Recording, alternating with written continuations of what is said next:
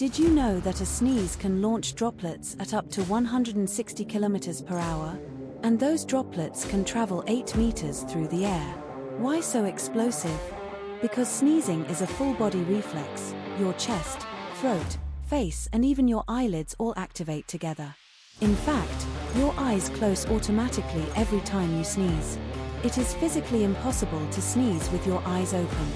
That involuntary close is just your body protecting your eyeballs from the pressure. Your sneeze is basically a small contained explosion. Subscribe for more wild body facts.